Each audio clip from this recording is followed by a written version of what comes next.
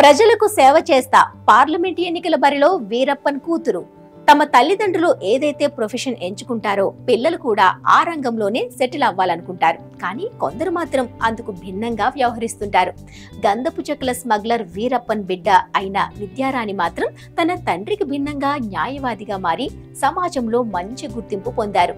అయితే వచ్చే సార్వత్రిక ఎన్నికల్లో తమిళనాడు నుంచి రాణికి బీజేపీ ఎంపీ టికెట్ ఇచ్చే అవకాశం ఉన్నట్లు తెలుస్తోంది.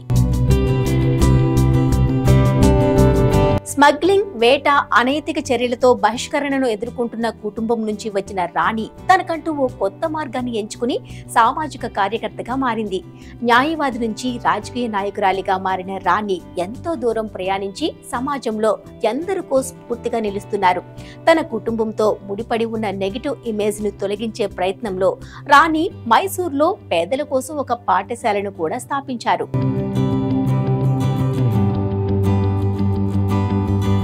రాణి 6 ఏళ్ల వయసులో తన తండ్రిని చివరిసారిగా చూసింది.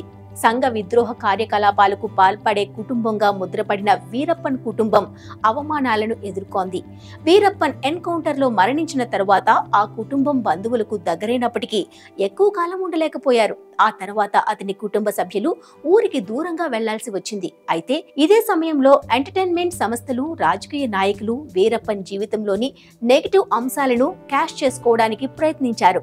తనపై అనేక లఘు చిత్రాలు మరియు డాక్యుమెంటరీలు రూపొందించారు. అయితే ఇవన్నీ కుటుంబ సభ్యులను మరింత కఠినంగా మార్చేశాయి. అయితే విద్యారాణి మాత్రం మచ్చ లేకుండా ఉండేందుకు అన్ని ప్రయత్నాలు చేసింది. వీరప్పన్ ఎన్కౌంటర్ తర్వాత అతని కుటుంబం వివక్షను ఎదుర్కొంది. ఈ కారణంగానే విద్యారాణి అన్ని అవమానాలను తట్టుకొని న్యాయవాద వృత్తిని అభ్యసించి న్యాయవాది అయ్యారు.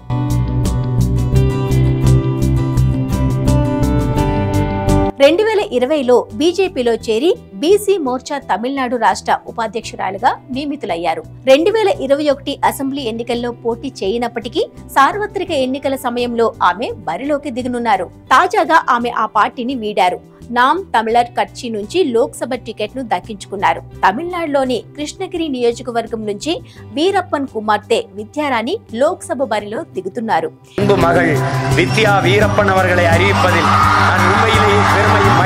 ఈ మేరకు మాట్లాడిన విద్యారాణి ప్రజలకు సేవ చేయాలనే లక్ష్యంతోనే తాను రాజకీయాల్లోకి వచ్చినట్లు వెల్లడించారు. విద్యారాణి వృత్తిరీత్యా న్యాయవాదిగా పనిచేశారు. అంతేకాదు గిరిజనులు, దళితుల హక్కుల కోసం పోరాడారు. ఉద్యమకారిణిగా పేరు తెచ్చుకున్నారు. అయితే మెల్లగా రాజకీయాల్లోకి వచ్చిన విద్యారాణి 2020లో బీజేపీలో చేరారు. ఆ తర్వాత ఆమె కొంతకాలం పార్టీకి పనిచేశారు. రాష్ట్ర యోజన విభాగానికి ఉపాధ్యక్షురాలిగా కొనసాగారు. ఇటీవల నటుడు, డైరెక్టర్ సీమాన్ నేతృత్వంలోని నామ్ తమిళర్ కట్చి పార్టీలో చేరేందుకు బీజేపీకి గుడ్ బై చెప్పారు. ప్రస్తుతం విద్యారాణి ఎన్టీకే పార్టీ నుంచి లోక్సభ అభ్యర్థిగా బరిలో దిగుతున్నారు.